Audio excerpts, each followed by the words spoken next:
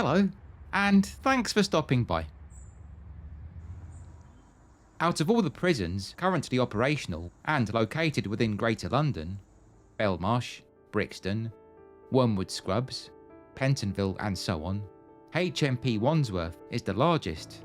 It's one of the biggest in Britain, and being an imposing Victorian fortress that's notorious for overcrowding, it's long held a fearsome reputation.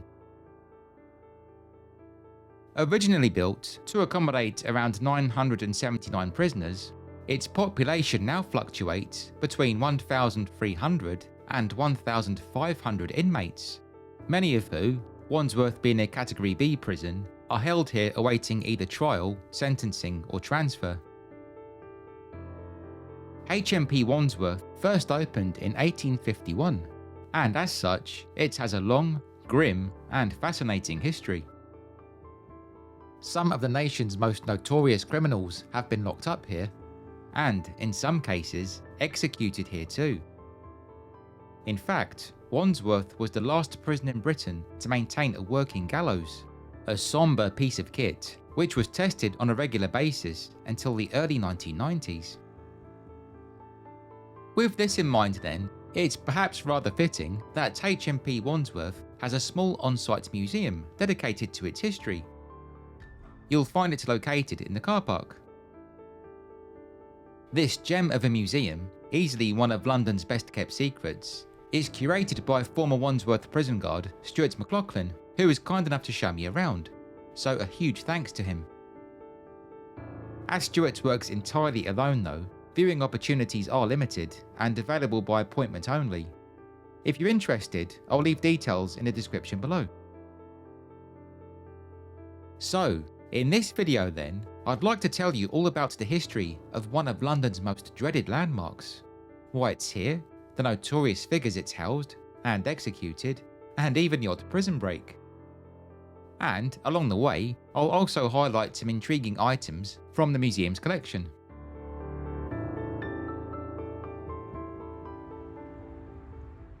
Just a quick word of caution before we start. Some of the details discussed here might be distressing for some viewers, so please use discretion.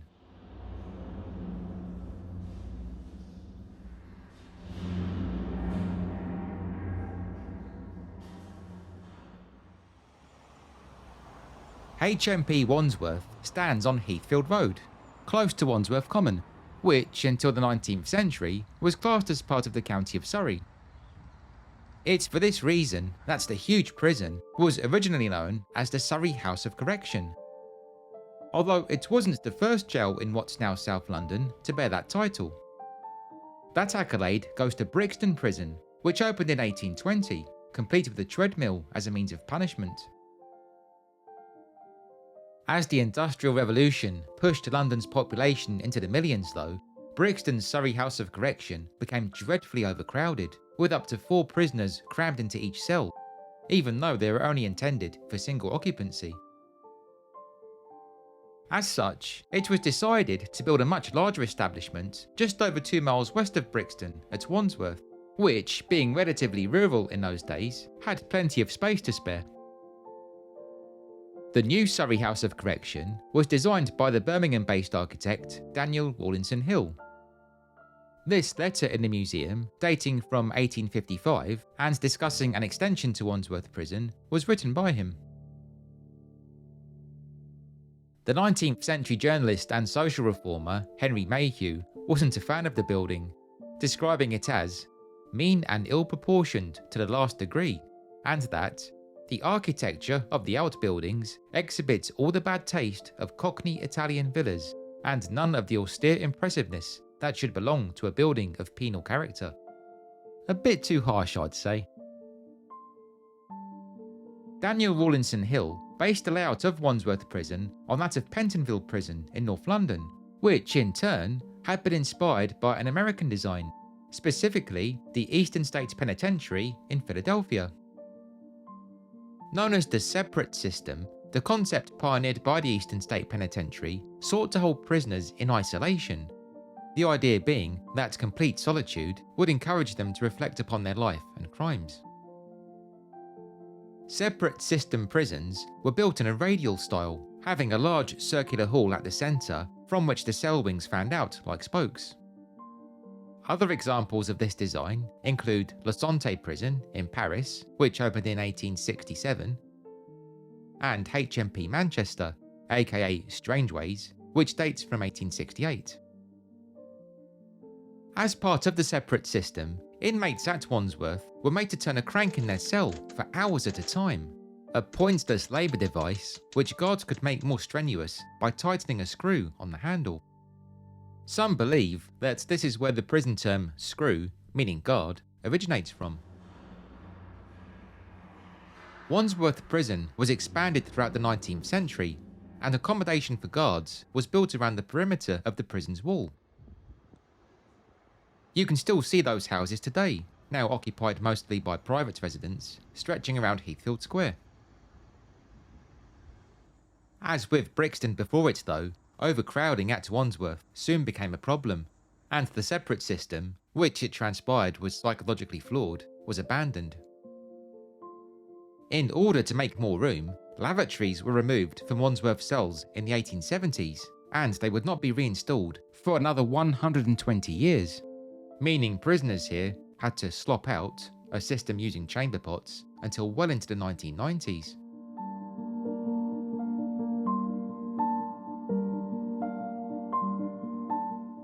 Initially, Wandsworth Prison was divided in two, one section for men, the other for women, and many children were imprisoned here too, as this sad collection of mugshots, all taken at Wandsworth in the early 1870s, demonstrates.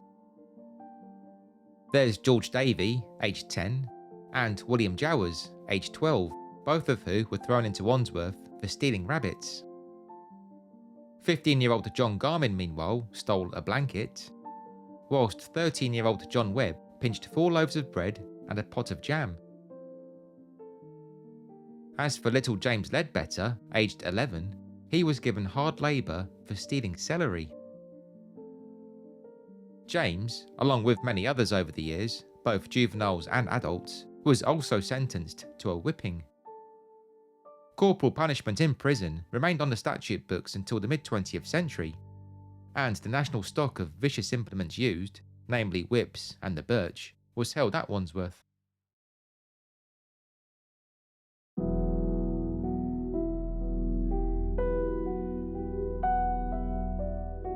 HMP Wandsworth began conducting executions by hanging in 1878, taking over the ominous duty from Southwark's Horsemonger Lane Jail, which had closed that same year. Between 1878 and 1961, 135 executions took place here, and when they did, notices such as this one were posted outside the prison.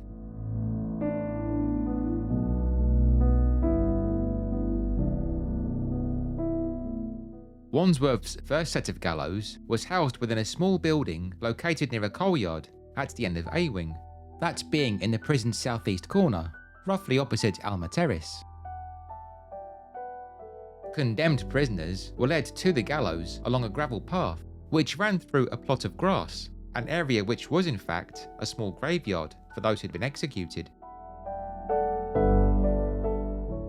One newspaper article from September 1895 described the unit as being a common little drab-painted shed, which, when the folding doors are closed, looks as though it might be a place to keep garden tools in. Staff and inmates at Wandsworth, meanwhile, had their own nickname for the gallows building. They called it the Cold Meat Shed.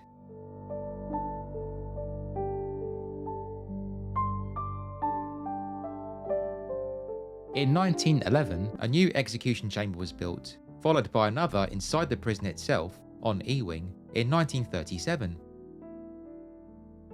It was this set of gallows which was kept in full working order, the equipment being tested every 6 months, until 1993.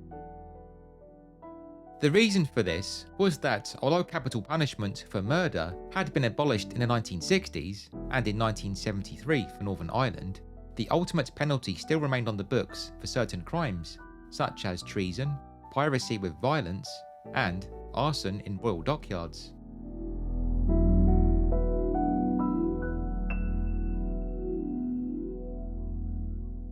Out of the 135 prisoners sent to their death at Wandsworth, only one was female, Kate Webster, who met her fate in 1879. Although she'd already done time at Wandsworth for larceny, Webster managed to secure the trust of Julia Thomas, a widow who agreed to employ her as a maid at her home, 2 Mayfield Cottages, Park Road, in Richmond. However, following a confrontation one evening, Webster pushed Julia Thomas down the stairs, and as she lay injured, proceeded to choke her to death. Once dead, Webster boiled her victim's body parts in a copper laundry vat, and disposed of the bones by tossing them into the Thames. Here are some more notorious figures who were executed at HMP Wandsworth. George Henry Lamson, an American doctor who, in 1881, and in an attempt to secure an inheritance, poisoned his young disabled brother-in-law Percy at his boarding school in Wimbledon by giving him pills laced with acid. Despite an appeal from the then US President Chester Arthur, Lamson went to the gallows on the 28th of April 1882. On the 10th of August 1922, a double execution was conducted at Wandsworth when Reginald William Dunn and Joseph O'Sullivan, 2 IRA hitmen, despite both being born in London, were hanged for the assassination of Field Marshal Sir Henry Wilson, who was shot dead on his doorstep in Belgravia, moments after returning from the unveiling of this war memorial at Liverpool Street Station. In June 1942, there was Gordon Cummins, the so-called Blackout Ripper, an RAF man who, as his gruesome nickname suggests, was a serial killer who committed a series of sexually motivated murders across London's West End under the cover of wartime blackout. It's believed Cummins took the lives of between 4 and 6 women, and when the time came for his execution at Wandsworth, he went to the gallows just as London's air raid sirens began to wail, warning of an approaching attack.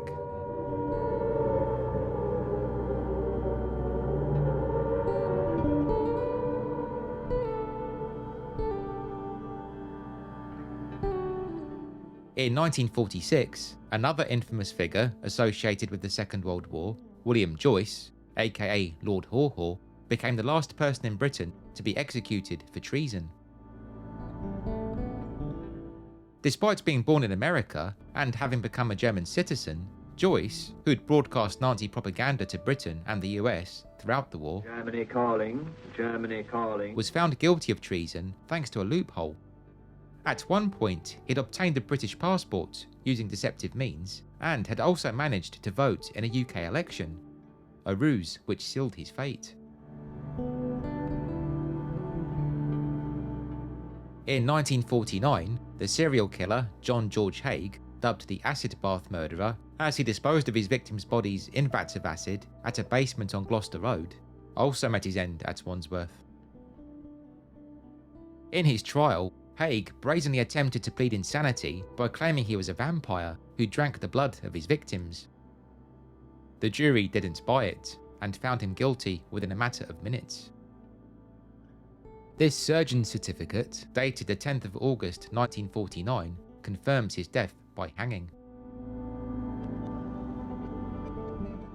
In 1953, one of the most controversial executions in British criminal history occurred at Wandsworth, that being the hanging of Derek Bentley, who was sentenced to death for his part in the murder of police officer Sidney Miles, which had occurred during a robbery at a warehouse in Croydon. Despite not being the one who pulled the trigger, that was done by his partner in crime, Christopher Craig, who was too young to hang, the ambiguity over the phrase "let him have it," which he called out, and the fact that, although 19 years old, he had the mental capacity of an 11-year-old, Derek Bentley was found guilty of murder by joint enterprise and sentenced to death. When his execution occurred at 9 AM on the 28th of January 1953, a huge crowd gathered outside the gates of Wandsworth in protest. Many of the executions carried out at Wandsworth were conducted by Britain's best-known hangman, Albert Pierrepoint, who, born in West Yorkshire in 1905, had followed both his father and uncle into what he called the craft. And he was indeed skilled, for Pierrepoint could dispose of the condemned within a matter of seconds. This document in the prison's museum bears his signature, written by a hand which sent over 430 individuals to their deaths. Britain's last working hangman, meanwhile, was Harry Allen, and you can see a number of items belonging to him in the museum too. This is his tape measure, used to calculate the length of rope needed, vital for a clean drop. And this is a page from his diary, listing several people he executed between 1961 and 1962, including Henrik Nimaz, the last man to be hanged at Wandsworth. As well as having their own personal items, executioners would have also been provided with a toolbox like this, of which there were 20, all stored at Wandsworth and sent out to other prisons when required. As you can see, the box contains all manner of items: ropes, a block and tackle, a sandbag, chalk, a hood, and more. Everything you need to facilitate the ultimate punishment. Once executed at Wandsworth, the deceased would be buried within the prison walls, at a site which, as mentioned earlier, is in the southeastern corner of the jail. Only around 5 prisoners have been exhumed from here in the years since, including William Joyce and Derek Bentley, meaning the bones of many condemned souls remain deep beneath the unassuming site to this day.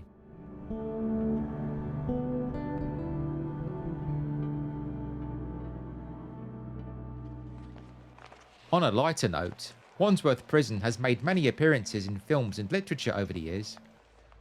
It's name-checked in George Orwell's 1933 work, Down and Out in Paris and London for example, as well as appearing in the lyrics to the 1979 Squeeze song Call for Cats.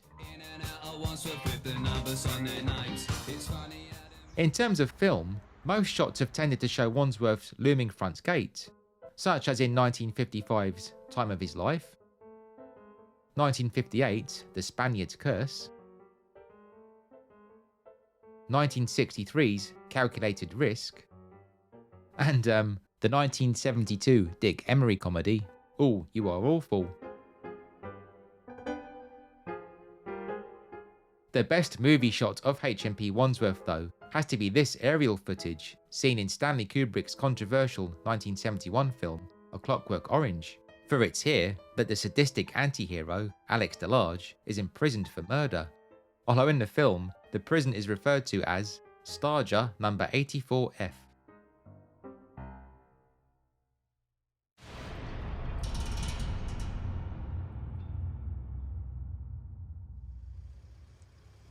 Aside from those executed here, many other infamous inmates have been incarcerated at HMP Wandsworth.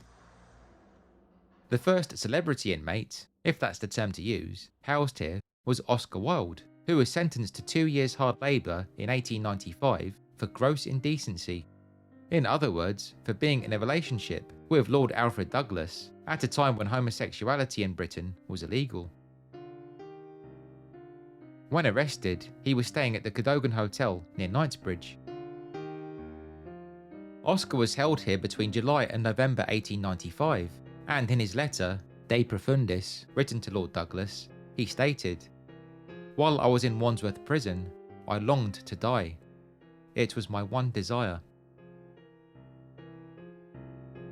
Today, in small tribute to Oscar Wilde, a little street, Wilde Place, just south of the prison, is named in his honour.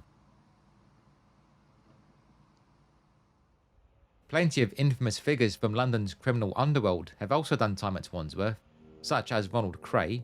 This letter in the museum informs his mother, Violet, that he's been transferred to Wandsworth. And Mad Frankie Fraser, the violent enforcer for South London's Richardson gang. This logbook from Wandsworth details one of Fraser's misdemeanours which occurred at the prison during one of his earlier stays in 1953. That being, quote, attempting to commit gross personal violence against prisoner 3316 by striking him with a metal bar. More unusually, in the late 1960s, an American citizen who insisted on calling himself Raymond Sneyd, was held at Wandsworth. Sneyd was in fact James Earl Ray, the man who'd later be found guilty of assassinating Dr. Martin Luther King Jr. at the Lorraine Motel in Memphis, Tennessee on the 4th of April 1968. Following the murder, Ray managed to make his way to Toronto, then London, where he hid out at the new Earl's Court Hotel on Pennywern Road, although he didn't keep much of a low profile. During his time in London, Ray attempted to rob Paddington Jewellers on Praed Street, now this bakery, where the owner, Billy Isaacs, managed to knock the pistol out of his hand before pressing a panic alarm, followed by an attempted hold-up at the Trustee Savings Bank at 179 Earl's Court Road, where he made off with just £100. On the 8th of June 1968, James Earl Ray headed to Heathrow Airport, where he attempted to board a flight to Brussels. It was here that his fake Canadian passport was spotted, and he was finally arrested. After being questioned at Scotland Yard, Ray was sent to Wandsworth to await extradition to the States. This letter, jotted on Wandsworth prison notepaper, was written by him, and as you can see, he insisted on using his fake Raymond Sneyd name.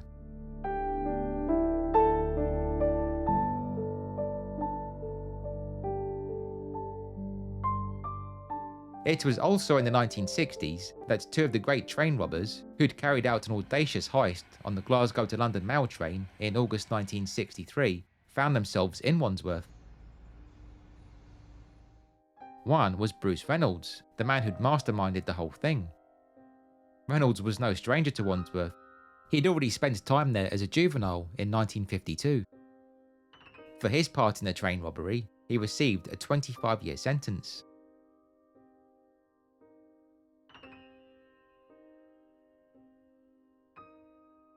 Second was Ronnie Biggs, who caused immense embarrassment for Wandsworth, for on the 8th of July 1965, just over a year into his stretch, Biggs managed to break out of the prison when, during afternoon exercise, he used a rope ladder to scale Wandsworth's north wall. He then scrambled down onto a mobile scaffolding tower, which had been extended through the roof of an awaiting removals van. Pretty clever, you have to admit. Following this audacious escape, Biggs lay low for several years, before eventually making his way to Brazil, where he remained until 2001. By that point, in ill health, he returned to the UK, where he was promptly arrested and carted off to Belmarsh, complete with his original Wandsworth prison number, 002731.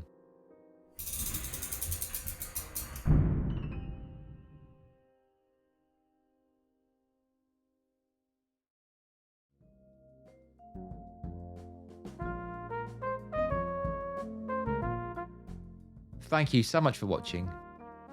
I hope you enjoyed this look at the history of Wandsworth Prison, as grim as it is. I'd like to once again extend my thanks to Stewart McLaughlin for facilitating my visit to the museum and for sharing his vast knowledge of HMP Wandsworth. If you haven't yet subscribed to Robslondon, then I'd appreciate it very much if you could please consider doing so, as this, along with clicking the bell icon to receive notifications, will ensure that you don't miss out whenever I publish a new video. Plus, of course, it'd be wonderful to have you along. If you're feeling extra generous, you can also support my work with a tip via either my Ko-fi account, which I'll link below, or the YouTube thanks button, which appears as a heart icon beneath the video. Any such financial donations are of course greatly appreciated, and they really do help go towards creating content. Anyway, on that note, thanks again for watching friends. Stay well, and please be sure to stay tuned.